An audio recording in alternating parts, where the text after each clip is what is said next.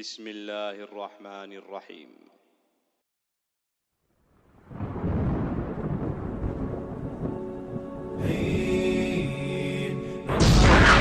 سوف يعلمون أن نحن المسلمون قادمون. نرفع الرايات سوف يعلمون أن نحن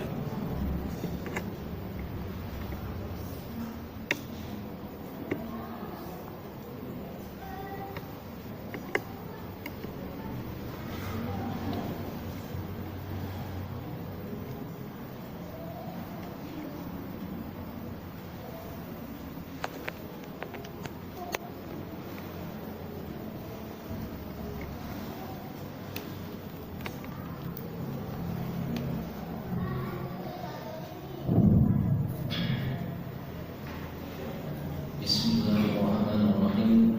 Assalamualaikum warahmatullahi wabarakatuh.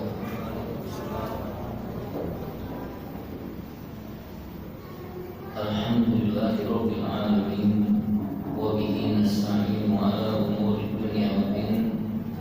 Wassalatu wassalamu ala asrafil anbiya'i wal mursalin wa ala alihi wa ashabihi ajma'in. Allah Ta'ala ya ayyuhalladzina amanu taqullaha haqqa tuqatih wa la tamutunna illa wa antum muslimun. Wa qala Rasulullah sallallahu alaihi wasallam, man salaka tariqan yaltamisu fihi ilman sahalallahu lahu bihi tariqan ila jannah. Ma'asyiral muslimin rahimakumullah.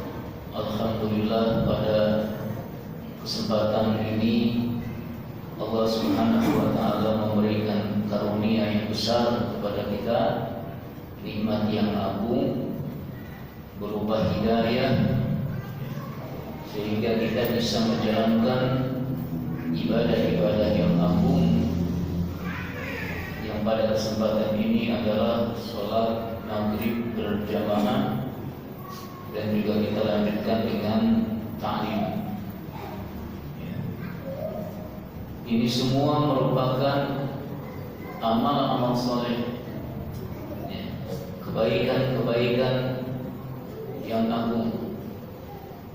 Dan dalam suatu kaidah, al-jaza min jinsil amal, bahwa balasan itu sesuai dengan perbuatan-perbuatannya.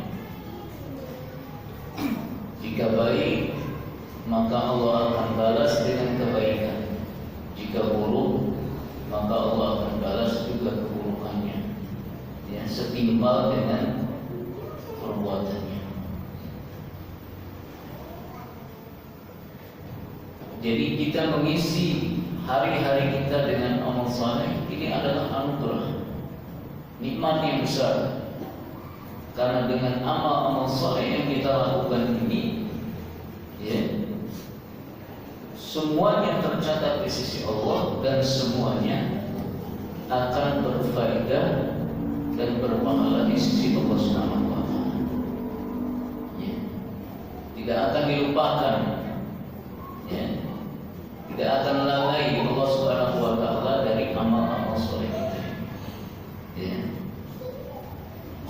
Mudah-mudahan, ya, amal-amal saleh kita yang kita lakukan ini diterima di sisi Allah Subhanahu wa taala.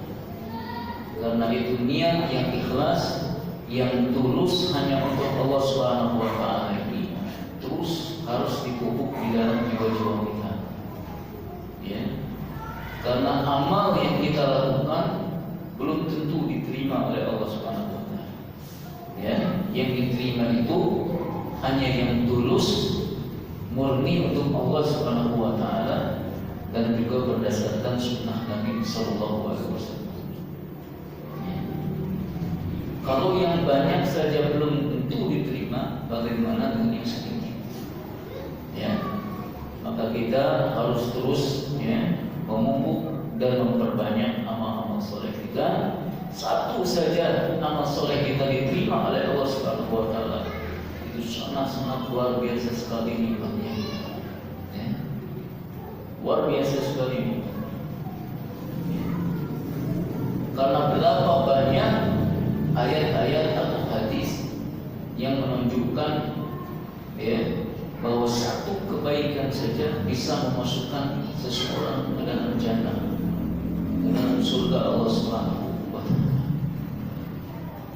Ma'asyiral muslimin rahimakumullah, bagaimana tadi sudah disampaikan bahwa malam ini kajian kita adalah kajian tafsir Al-Qur'anul Karim surah Al-Ikhlas, surah yang ke-112. Allah Subhanahu wa taala berfirman, "A'udzubillahi minasyaitonir rajim. Bismillahirrahmanirrahim. Qul huwallahu ahad. Allahus samad. Lam yalid wa lam yulad wa lam yakul lahu kufuwan ahad." Sekilas tentang surah ini, bahwa surah ini terdapat banyak keutamaannya. Yang pertama, bahwa siapa yang senang atau cinta membaca surah ini, yang diiringi dengan mentadaburinya, maka Allah Subhanahu wa taala akan mencintainya. Ya. Allah cinta sama orang yang cinta sama surah apa? Al-Ikhlas. Senang ketika membaca. Bukan karena pendeknya. Yang paling disenangin iman itu paling banyak surah Qul. Ya. Mudah-mudahan karena kandungannya, bukan karena pendeknya. Hal ini sebagaimana hadis yang menceritakan seorang sahabat yang ketika di waktu peperangan, dia seorang pemimpin perang. Setiap kali dia mengimami sholat, itu yang dibaca setelah membaca surah selalu ditutup dengan apa? Qul huwallahu ahad. Ya, surah Al-Ikhlas. Ya. Jadi setelah surah Al-Fatihah, kemudian membaca surah, kemudian setelah surah dia tutup dengan membaca surah Al-Ikhlas. Ya, selalu begitu. Ya. Maka hal ini diceritakan kepada Rasulullah SAW. Ya. Ketika mendapati laporan ini, Rasulullah SAW menyuruh mereka untuk apa? Untuk menanyakan kepada dia, kepada sang komandan itu yang menjadi imam itu, apa alasannya dia melakukan itu. Ya. Jawabannya apa ketika ditanya?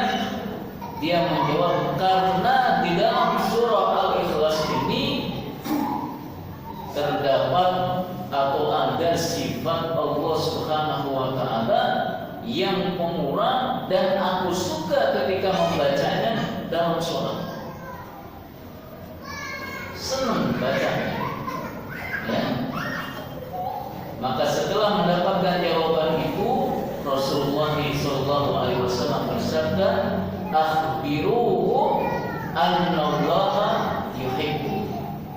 Sampaikan kepada dia bahwa Allah pun mencintai. Masya Allah, ya. Yang dengan membaca, senang membaca surah Al-Ikhlas, Allah mencintai. Ya, senang. Ya. Kemudian yang kedua, ya, membaca surah Al-Ikhlas ini salah satu sebab seseorang dimasukkannya ke dalam jannah. Ya, ini sebagaimana hadis yang lain yang juga riwayat Imam Bukhari. Ya, kasusnya juga sama, kasus seorang imam yang membaca, yang senantiasa membaca surah Al-Ikhlas. Cuman ini kebalikannya. Kalau imam yang ini setelah membaca dia selalu membaca surah Al-Ikhlas dulu, setelah itu surah yang lain. Kalau yang tadi kan surah yang lain dulu, baru ditutup surah Al-Ikhlas. Kalau ini setelah Al-Fatihah, dia baca surah Al-Ikhlas, baru setelah itu surah yang lain. Ya. Maka ketika ditanya jawabannya apa? Inni uhibbuha. Aku senang ketika membaca surah Al-Ikhlas. Ya, maka Nabi sallallahu alaihi wasallam bersabda, "Hubbuka iyyaha adkhalaka al-jannah."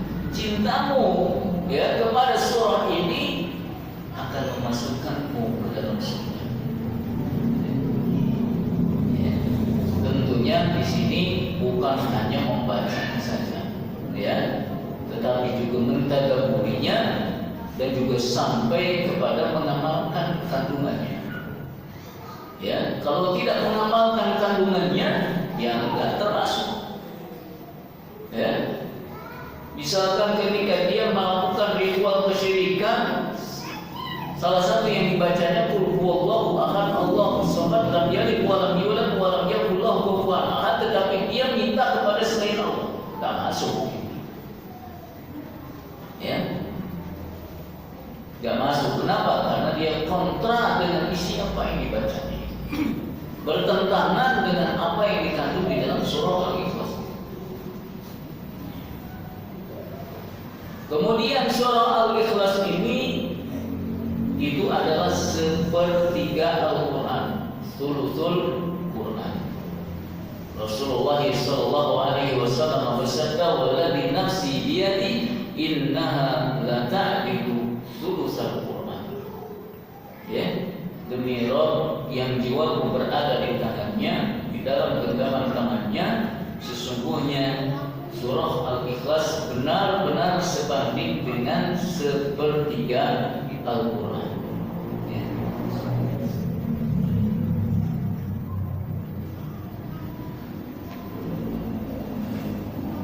Apa yang dimaksud dengan sepertiga Al-Quran? Apakah ketika seseorang membaca 3 kali surah Al-Ikhlas berarti khotam? Kalau ditanya udah berapa kali khotam, saya sehari sering khotam. Ya, kenapa? Baca surah Al-Fatihahnya, surah Al-Ikhlasnya udah 9 kali. Berarti dibagi 3 kali khotam. Apa benar yang begini maksudnya? Tidak seperti itu maksudnya. Ya. Yang dimaksud di sini yang pertama para mufassir itu sepertiga Al-Quran di sini maksudnya adalah dari sisi pahalanya. Ya, dari sisi pahalanya. Ketika seseorang membaca 1 kali surah Al-Ikhlas, dia sebanding pahalanya dengan membaca 10 juz. Ya, banyak kan? Ya, ada yang di sini 1 juz sehari,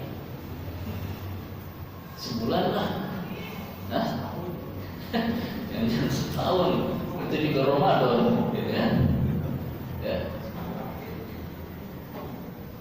Surah Al-Ikhlas 1 kali 10 juz, 3 kali 30 juz. Tapi bukan berarti itu mengkhatamkan Al-Quran. Dari sisi pahalanya dia. Ini yang pertama. Yang kedua, maksud daripada thuluthul Quran di sini adalah dari sisi kandungannya. Ya. Jadi Al-Quran ini kandungannya dibagi 3. Walaupun para mufassir berbeda-beda 3 kandungan ini. Ya. Bagian yang pertama itu adalah bagian tauhid atau akidah. Ya. Yang kedua berbicara tentang hukum. Ya. Hukum sholat, hukum puasa, hukum haji, hukum hukum Allah, hukum ini, hukum itu, hukum. Ya. Yang ketiga berbicara tentang kosmos. atau kisah-kisah, ya, kisah para al-anbiya, kisah orang-orang soleh, ya, kisah, ya. Jadi ada 3 bagian itu di dalam Al-Quran Karim, ya, tentang akidah atau tauhid, tentang qasas, dan tentang hukum. Nah, surah Al-Ikhlas ini itu berbicara satu bagian, yaitu tauhidullah, ya, perkara akidah. Jadi ketika seseorang membaca surah Al-Ikhlas, ya, dia telah membaca seluruh Quran, sepertiga bagian yang dikandung di dalam Al-Quran Karim, ya, yaitu tentang perkara-perkara akidah. Dan kalau kita baca daripada surah Al-Ikhlas ini, ya, isinya adalah akidah, tauhidullah, ya. Ma'asyiral muslimin rahimakumullah, qul huwallahu ahad. Katakanlah wahai Muhammad, dialah Allah yang esa, ya. Kata qul biasanya ini digunakan untuk menjawab suatu pertanyaan, ya, atau sesuatu yang membutuhkan jawaban, ya. Seperti firman Allah Subhanahu wa taala, yas'alunaka 'anil anfal.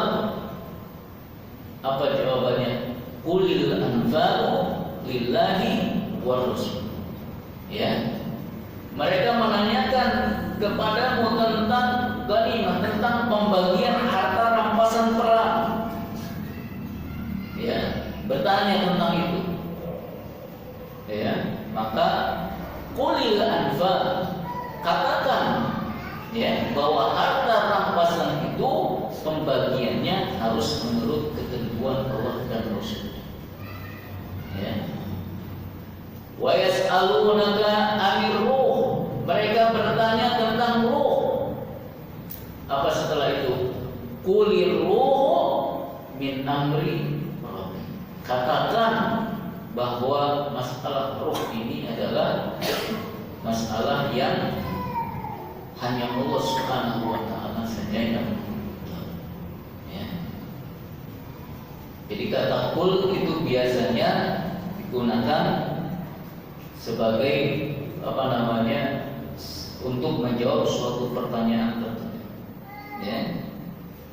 Seperti hanya qul a'udzu birabbil falaq, qul a'udzu birabbin nas, itu dalam salah satu mufassir mengatakan bahwa Nabi Shallallahu Alaihi Wasallam pada saat itu sedang mencari sebab atau mencari hal untuk menangkal yang namanya sihir, penyakit hasad, penyakit ain, sehingga membutuhkan jawaban dari Allah Subhanahu wa taala. Maka Allah Subhanahu wa taala menurunkan qul a'udzu birabbil falaq, qul a'udzu birabbin nas. Ya. Jadi biasanya kata qul yang diawali dengan kata qul itu biasanya sebelumnya ada sesuatu pertanyaan atau sesuatu yang membutuhkan jawaban. Seperti qul ya ayyuhal kafirun. Ya, itu adalah jawaban kepada siapa? Orang-orang musyrikin, yang ketika itu orang-orang musyrikin memberikan penawaran. Gimana nih? Ya. Kalau misalkan setahun ini kalian menyembah Tuhan-Tuhan kami, nanti setahun berikutnya kami menyembah Tuhan kamu. Ya. Win-win solution menurut siapa? Orang-orang musyrikin. Maka Allah menurunkan jawabannya. Qul, katakan kepada mereka wahai, ya ayyuhal kafirun. Katakan ya ayyuhal kafirun. Ya. Di sini juga qul huwallahu ahad. Ya.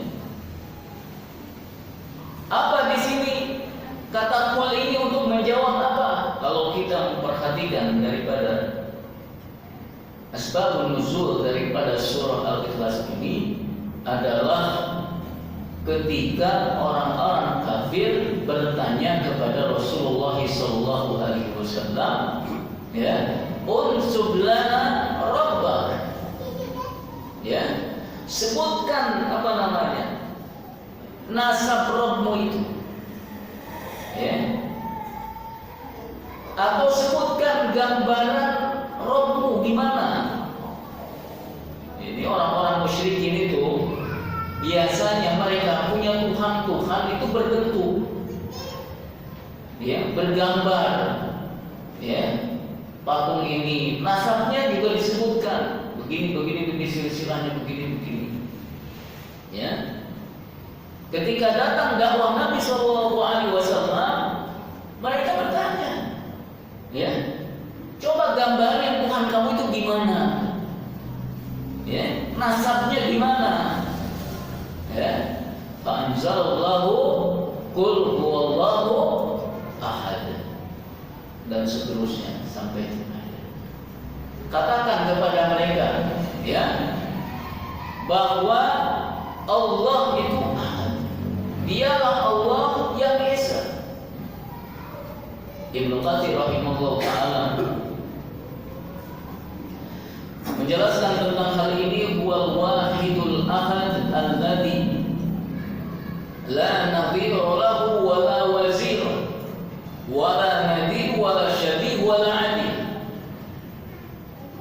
Dialah Rabb, dialah Tuhan yang satu, yang esa, yang tiada bandingannya, tidak punya pembantu, tiada lawan, tiada banding, tiada yang serupa dengannya, tiada yang setara dengannya. Itu ahad, ya. Gak ada bandingannya, gak setara, dia satu-satunya, tidak ada tandingannya, ya. Kemudian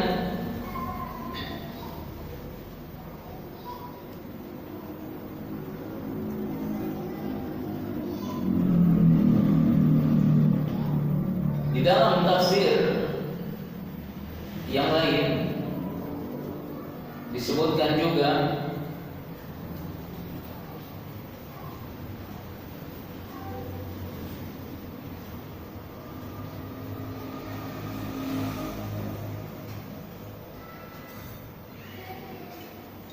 sebentar, di sini ada error sedikit.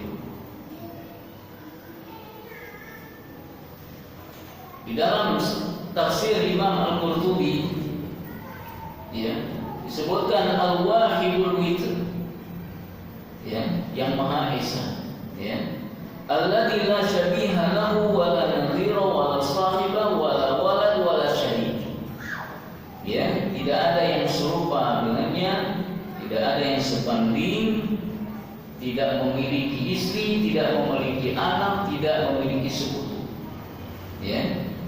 Itu yang dimaksud dengan ahad. Dialah satu-satunya, betul-betul tidak ada yang lainnya, ya, tidak ada yang membantu, ya. Ketika menciptakan, ketika mengatur alam semesta ini, Allah satu-satunya, ya, hanya Allah satu-satunya, ya. Bagaimana dengan para malaikat? Allah yang memerintahkan itu, Allah yang mengatur itu, ya. Bukan karena Allah membutuhkan para malaikat, bukan, sama sekali tidak membutuhkannya, ya. Ketika disebut in tansurullaha yansurkum, jika kalian menolong agama Allah, maka Allah akan menolong kalian. Itu bukan berarti Allah membutuhkan pertolongan kita, bukan, ya.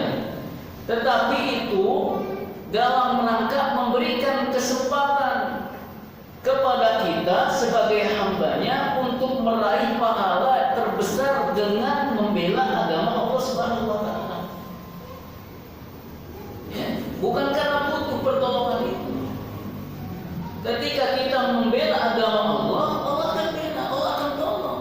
Itu satu kesempatan emas diberikan oleh Allah Subhanahu wa Ta'ala. Kalian mau dibela, kalian mau ditolong. Kalau mau itu, intan surah, kalian tolong agama Allah, kalian bela, ya. Meskipun ada kita atau tidak ada kita, Allah Subhanahu wa taala tetap akan memenangkan Islam.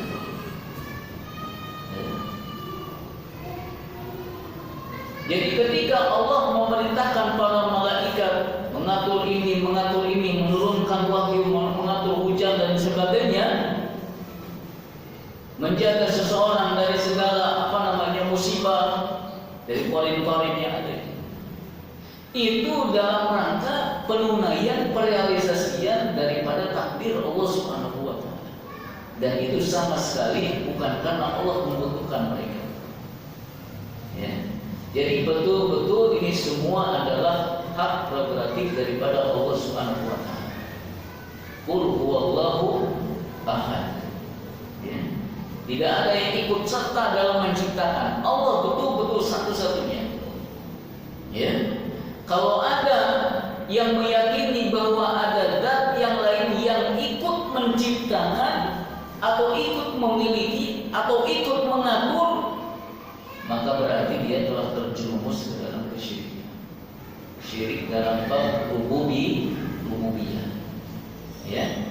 Padahal sekutu-sekutu itu tidak akan ada yang sanggup. Ya.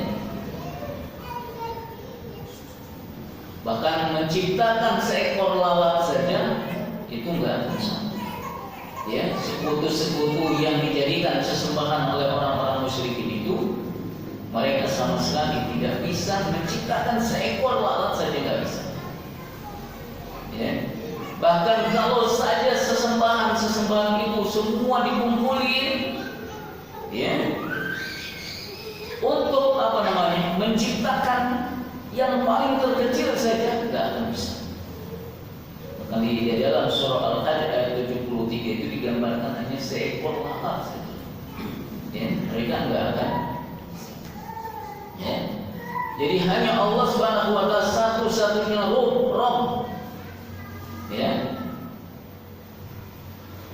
Ketika Allah Subhanahu wa taala satu-satunya, ya, yang menciptakan, yang memiliki, yang menguasai, yang memberikan rezeki, yang mengatur alam semesta ini, maka secara otomatis, ya, dia juga satu-satunya yang berhak untuk ibadah.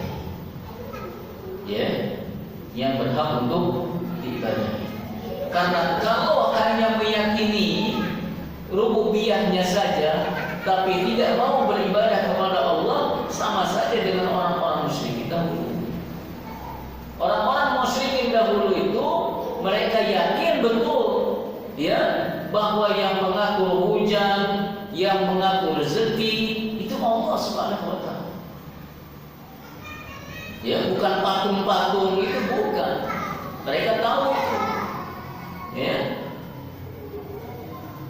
Wala in sa'atahum man khalaqas samawati wal ard la yaqulun Allah. Ketika mereka ditanya siapa yang menciptakan langit dan bumi, mereka jawabannya Allah. Ya. Makanya ketika mereka kepepet, ketika mereka dalam kondisi darurat, genting, mereka hanya meminta kepada Allah Subhanahu wa taala saja. Sesembahan-sesembahan yang lain dia ditinggalkan pada saat genting. Fa idza raqibu fil fulki da'allaha mukhlishina lahu. Ya, ketika mereka naik kapal kemudian terkena badai, barulah mereka berdoa kepada Allah Subhanahu wa taala dengan tulus, dengan memurnikan doa itu hanya kepada Allah Subhanahu wa taala. Tapi falamma najau ilal barri idza hum yusyrikun, ketika mereka berbuat syirik lagi. Kalau sedang enak mereka berbuat syirik, tapi kalau sedang susah mereka ikhlas. Sama enggak dengan orang musyrikin sekarang? Ya, mau senang berbuat syirik, ya, mau terkena musibah juga berbuat syirik. Ini problem. Kalau musyrikin dulu ketika senang mereka berbuat syirik, tapi ketika mereka susah mereka ikhlas kepada Allah Subhanahu wa taala. Enggak butuh dengan patung-patung itu ditinggalin oleh mereka. Ya. Jadi hanya Allah Subhanahu wa taala satu-satunya yang berhak untuk diibadahi. Ya. Allah juga satu-satunya yang memiliki nama-nama yang husna, Asmaul Husna. Ahad. Hanya Allah yang memiliki nama-nama yang sempurna, yang baik, yang bagus. Yang lain penuh dengan kecacatan. Ya. Tidak ada satupun yang serupa dengan Allah Subhanahu wa taala. Laisa kamitslihi syai' wa huwa as-sami'ul basir. Qul huwallahu ahad. Katakan kepada mereka, pada orang-orang musyrikin itu, dialah Allah yang satu yang menciptakan, yang memiliki, yang menguasai, yang memberikan rezeki, yang mengatur alam semesta. Dia satu-satunya Allah. Satu-satunya Allah yang memiliki nama-nama yang husna. Satu-satunya Allah, Tuhan yang berhak untuk diibadahi. Katakan kepada mereka itu. Ini berbeda sekali Tuhan yang digambarkan oleh Nabi SAW melalui ayat surah Al-Ikhlas ini dengan gambaran yang dimiliki oleh mereka, Tuhan-Tuhan mereka. Kemudian pada ayat yang kedua Allah Subhanahu wa taala berfirman, Allahus Samad. Allahu As-Samad.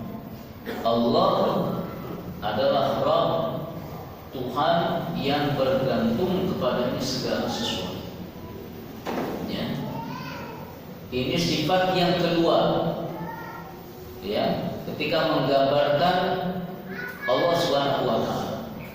Dijelaskan sifat yang kedua adalah As-Samad. Apa makna As-Samad? Ya. Banyak para mufassir beragam dalam menggambarkan atau memaknai kata As-Samad di sini. Walaupun satu makna sebetulnya. Ya.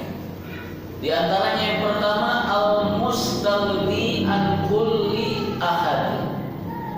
Ya. Tuhan yang tidak membutuhkan kepada segala sesuatu.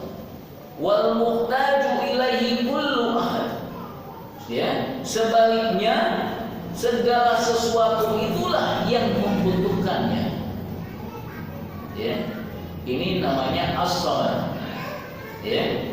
Ketika disebut Allahu As-Samad, ya, maka berarti Allah itu tidak membutuhkan segala sesuatu. Yang ada adalah segala sesuatu yang membutuhkan Allah Rabbul Alamin. Ya. Kemudian yang kedua, alladzi yasmudul khalaiqu ilaihi fi hawaijihim wa masailihim. Seluruh makhluk itu bergantung kepadanya dalam segala kebutuhan maupun segala permasalahan. Ya. Semua yang dibutuhkan oleh makhluk, mereka bergantung kepada Allah Rabbul Alamin. Ada yang bergantungnya secara mau tidak mau, ya, qadar kauni, ya, mau tidak mau. Ini secara umum. Orang-orang kafir pun mereka bergantung kepada Allah Rabbul Alamin. Ketika mereka lapar, mereka makan. Ketika mereka haus, mereka minum. Ya. Itu mereka bergantung kepada itu. Ya. Kemudian makna berikutnya sebagaimana yang disampaikan dikatakan oleh Ibnu Abbas radhiyallahu anhu. Wal ghaniyyu alladzi qad kamula fi ghina. Ketika disebut As-Samad, itu maknanya berarti Allah yang maha kaya, yang sempurna kekayaannya. Sempurna kekayaannya. Enggak ada kekurangan sedikit pun. Ya. Allahu Ghani. Ya. Allah yarzuqu liman yasha. Ya. Jadi ketika kita beribadah kepada Allah, Allah sama sekali tidak membutuhkan rezeki dari kita, tidak membutuhkan ibadah dari kita. Allah tidak butuh. Ya. Dan sempurna kekayaannya, kecukupannya sempurna, nggak ada kekurangan sama sekali, nggak membutuhkan yang lainnya. Ya, sampai kalau kita meminta kepada Allah satu permintaan yang sama, bareng-bareng semuanya di waktu sama, dan Allah mengabulkan semuanya, sama sekali tidak mengurangi kekayaannya, kecuali hanya seperti jarum yang dicelupkan ke dalam lautan, kemudian diangkat. Yang dikasih itu yang nempel di jarum. Kekayaannya adalah lautan. Gak berkurang dihitung itu. Ya. Kemudian wal jabbarul ladzi qad kamula fi jabarut, yang maha kuasa yang sempurna kekuasaannya. Berkuasa penuh betul-betul. Ya, tidak setengah-setengah kekuasaannya itu. Ya. Karena memang tidak membutuhkan bantuan, tidak membutuhkan, semua berkuasa. Ya. Wal alimul ladzi qad kamula fi ilmihi, yang maha berilmu yang sempurna keilmuannya, betul-betul. Ya. Ilmu sampai kepada hal-hal yang detail, yang kecil sekalipun, bahkan yang tersembunyi di dalam dada, Allah tahu itu. Ini as-samad termasuk sempurna ilmunya. Ya. Wal hakimul ladzi qad kamula fi hikmatihi, yang maha bijak yang sempurna kebijakannya. Ya. Wa huwa alladzi qad kamula fi anwa'i syarafi was-su'd. Wa huwa Allah subhanahu wa ta'ala, ya. Dan dialah Allah yang sempurna dalam berbagai kemuliaan. Ya, hanya Allah subhanahu wa ta'ala. Itu adalah makna asal. Yang terakhir, alladzi yaf'alu ma yasha' wa yahkumu ma yurid. Allah yang melakukan apa saja yang dikehendakinya dan menetapkan apa saja yang dikehendakinya. Ini adalah asal. Ya, terserah Allah mau berbuat apa saja. Fa'alul lima yurid. Allah melakukan apa saja yang dikehendakinya. Dan kita tidak perlu bertanya kenapa Allah melakukan itu, kenapa Allah melakukan ini. Gak perlu kita tanya itu. Kenapa? Allah berkuasa, Allah as-samad. Ya, Allah as-samad. Kalau kita sekarang kepada presiden yang mengeluarkan keputusan, pasti ditanya oleh rakyat-rakyat, kenapa begini, kenapa begitu, kenapa begini, akhirnya gak jadi. Ya, kenapa? Karena dia gak berkuasa penuh. Kalau Allah Rabbul Alamin berkuasa penuh, ketika memberikan kebijakan, gak akan ada satupun yang bisa merubah kebijakannya. Kenapa? Karena kebijakan Allah Subhanahu wa ta'ala itu hakim, bijaksana, adil, ya, sehingga tidak akan menemukan tempat yang lebih adil daripada keadilan Allah Subhanahu wa ta'ala. Ini adalah asal. Ini sampai jam berapa? Azan dulu. Setelah itu pulang. Baru dua ayat. Mangga silakan. Ya.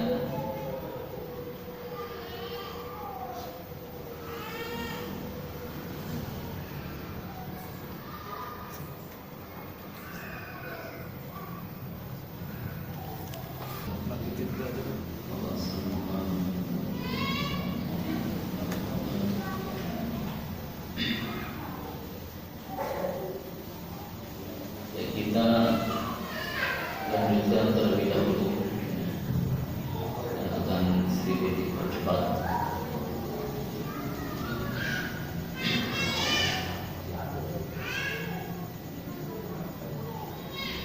Tadi surah berapa? 2. Kemudian yang ketiga, Allah Subhanahu wa ta'ala berfirman, lam yalid wa lam yulad. Lam yalid wa lam yulad. Allah tidak beranak dan tidak pula diperanak.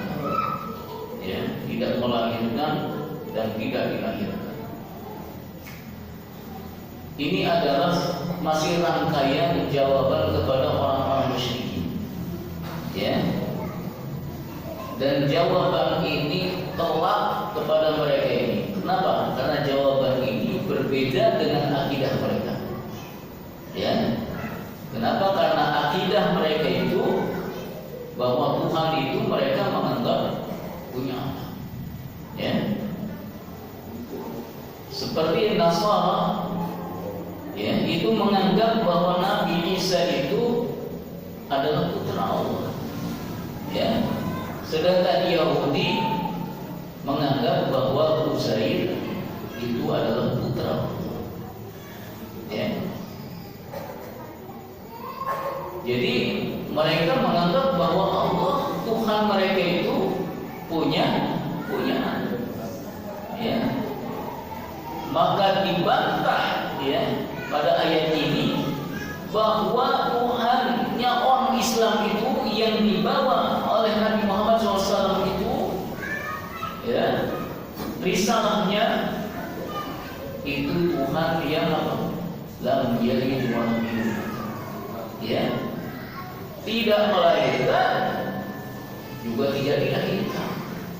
Ya. Dan orang-orang musyrikin menganggap bahwa para malaikat ya malah putri-putri Allah Subhanahu wa taala. Ya. La yusammuna al-malaika tasmiyatul unsa. Mereka benar menamakan malaikat itu ya dengan nama perempuan sebagai anak-anak perempuan. Ya. Ini bantahan dengan sangat jelas sekali. Lam yalid wa lam yulad. Ya. Kalau melahirkan, kata para ulama, berarti anaknya seperti Tuhan. Ya. Kalau seperti Tuhan berarti juga layak untuk disembah. Ya. Layak untuk disembah.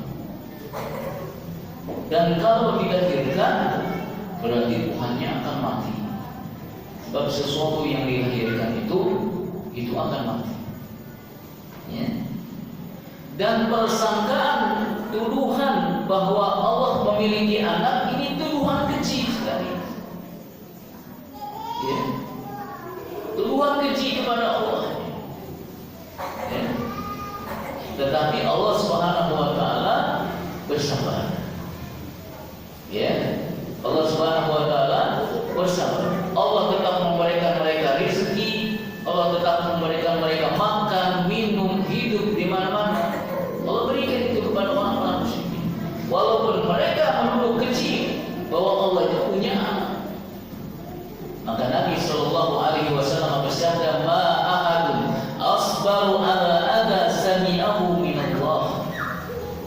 Yad'una lahu al-walad, yad'una lahu al-walad, tsumma yu'afihim wa yarzuquhum."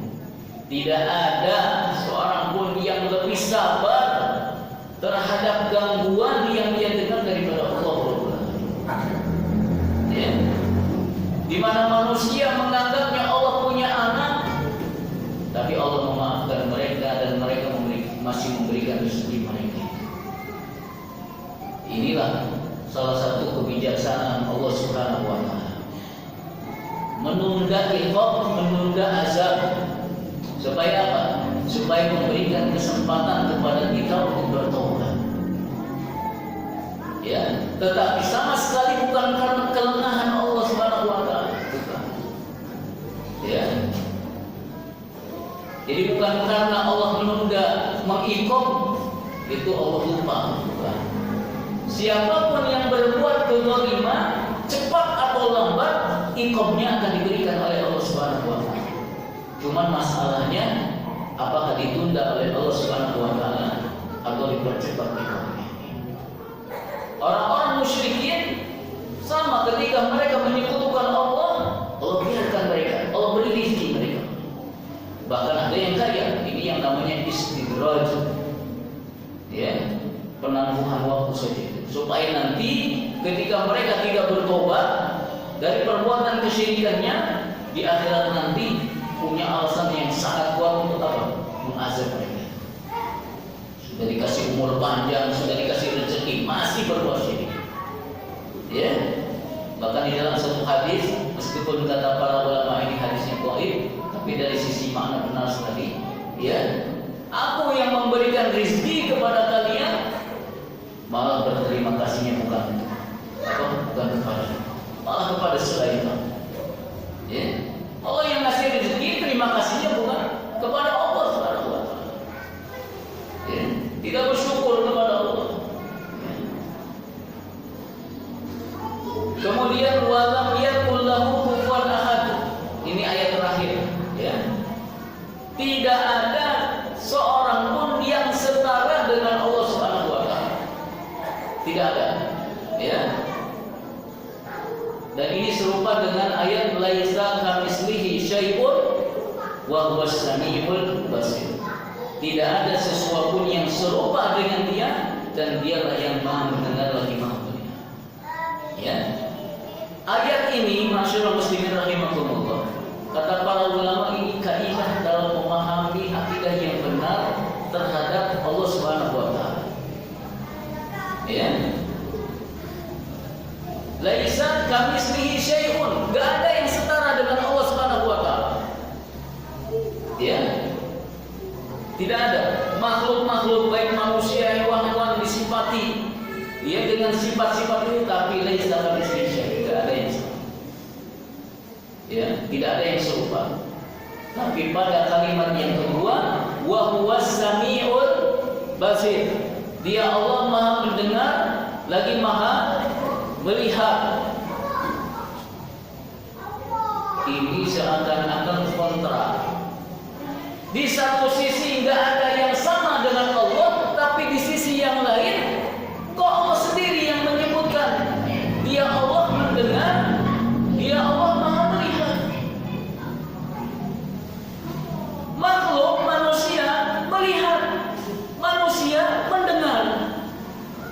Ya. Makanya ini banyak terjebak dalam akidah ini, kesalahan-kesalahan di sini. Kalau kita hanya memenggal satu kalimat laisa kamitslihi syai'un, akan sesat.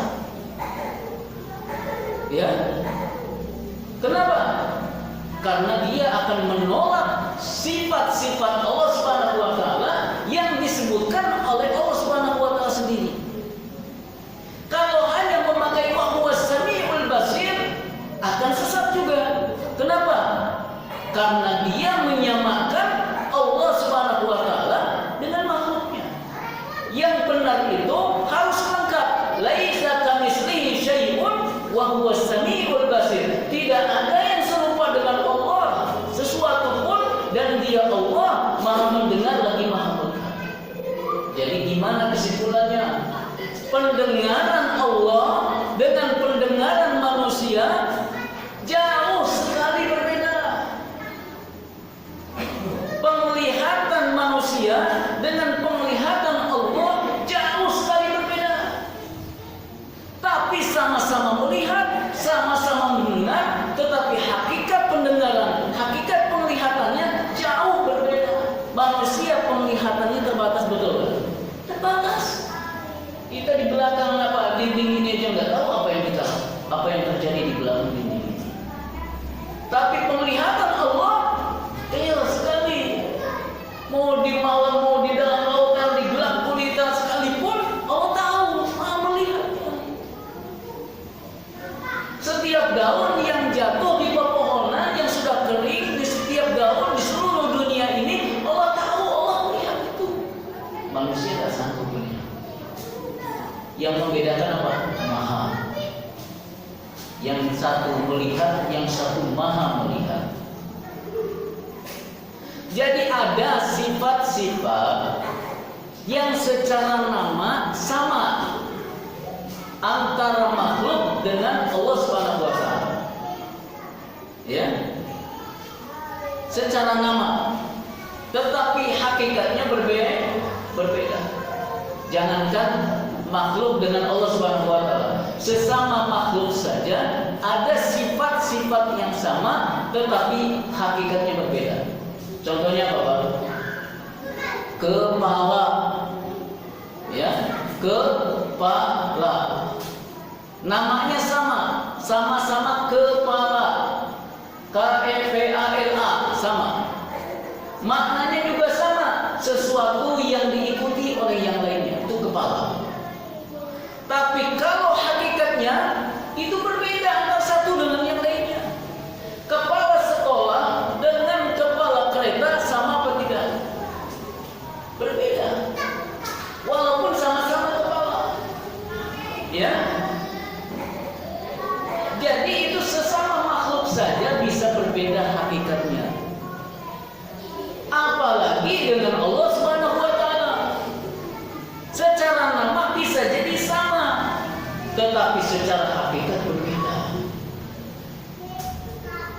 Contoh yang lain, firman Allah Subhanahu wa taala, qala ya iblis ma mana'aka an tasjuda lima khalaqtu bi yadayya. Allah berfirman, hai iblis, apa yang menghalangi kamu untuk sujud kepada apa yang telah kuciptakan dengan kedua tanganku? Di sini Allah Subhanahu wa taala menyebutkan dua tangan. Manusia punya tangan enggak? Punya. Sama-sama yad dalam bahasa Arab. Tetapi hakikat tangan manusia dengan tangan Allah jauh berbeda. Dalilnya mana? Laisa kamislihi syai'un. Enggak ada yang serupa dengan Allah. Tapi Allah punya tangan. Iya, Allah punya tangan. Terus gimana tangan Allah? Tidak tahu. Kenapa tidak tahu? Tidak ada penjelasannya di dalam Al-Quran bagaimana tangan Allah itu. Jadi wajib kita mengimani secara apa? Secara global bahwa Allah menyebutkan punya tangan. Tapi kita tidak boleh mencari-cari tangan Allah di mana. Gak nyampe ilmu kita. Ya, ini harus dipahami. Ketika ada penyebutan sifat Allah Subhanahu wa taala yang sama dengan sifat manusia, itu hanya dari nama saja dan makna. Tetapi hakikatnya itu berbeda. Penglihatan Allah dengan penglihatan manusia. Tapi penglihatan Allah jauh berbeda dengan penglihatan manusia. Kenapa? Laisa kamitslihi syai'un. Enggak ada yang serupa dengan Allah Subhanahu wa taala. Ya, kenapa kita beriman terhadap sifat-sifat itu? Karena Allah yang menyebutkan langsung. Ini sifat-sifatku nih. Ya. Kalau Allah tidak menyebutkan, ya kita tidak mengimaninya. Kan begitu. Ya, Allah sendiri yang menyebutkan, berarti kita wajib untuk mengimaninya. Wallahu a'lam bishawab. Inilah kandungan daripada lam wa lam yakun lahu kufuwan ahad. Tidak ada yang serupa dengan Allah Subhanahu wa taala. Demikian, tidak ada yang mau disampaikan. Allah silakan. Ini ada pertanyaan masuk. Yang pertama tadi disebutkan tentang kisah seseorang yang membaca surat Al-Ikhlas dan sehingga membaca terus apakah diperbolehkan kita meniru di setiap sholat baca surat Al-Ikhlas? Boleh. Kalau kita senang baca itu di setiap sholat silakan, nggak apa-apa. Ya. Bukan kalau sholat tarawih perlu aja, ya boleh. Secara hukum, secara sah tidak sah hukumnya. Bahkan ada imam hanya membaca surah Yasin, Allahu Akbar. Sah apa tidak? Sah. Cuma ada gimana gitu. Ya. Ya, gimana gitu. Ya, secara apa? Moral kesemangatan beribadah kayaknya seperti terpaksa gitu sholatnya. Ya. Boleh membaca surah Al-Ikhlas. Ya. Bahkan itu salah satu sebab kita dicintai oleh Allah Subhanahu wa taala dan juga salah satu sebab yang dapat memasukkan kita ke dalam jannah. Ya. Tapi kalau itu bisa mendatangkan fitnah, itu jangan. Sebaiknya kalau itu dipakai untuk sendiri. Kecuali kalau jamaahnya udah ya paham, perlu dijelaskan gitu. Ya, sebab kalau jamaahnya nggak paham, ya aku nggak disuruh jadi imam lagi. Dia kan cuma bisa baca kulhu doang, kuliah udah gitu ya. Padahal bisa jadi orang itu memang suka membaca ini. Allah paham. Kemudian yang kedua ini tentang bertanyakan Allah Subhanahu wa taala dilarang. Bagaimana kalau dengan yang terlintas di benak, di pikiran pertanyaan tentang kenapa Allah tidak segera mengabulkan doa saya, bertanya kepada Allah Subhanahu wa taala. Ini adalah salah satu dari bentuk waswas syaitan. Ya. Was-was itu bisa saja masuk ke dalam dada kita, asalkan jangan sampai masuk ke hati kita. Ya, was-was itu dimasukkan setan ke dalam dada. Di dalam dada itu ada hati.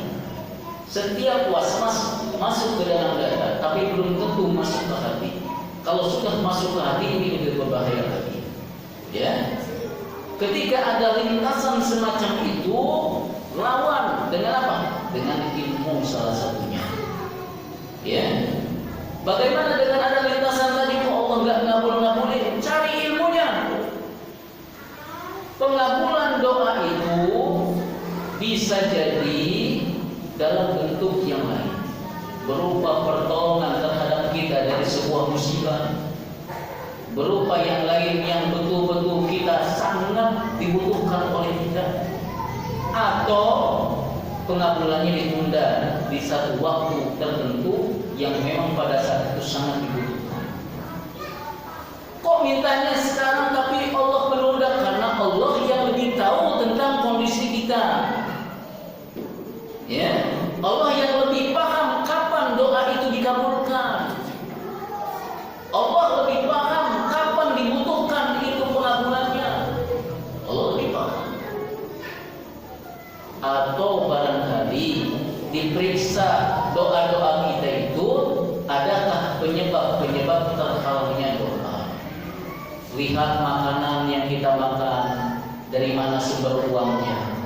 Jangan-jangan itu dari yang diharamkan oleh Allah Subhanahu wa taala.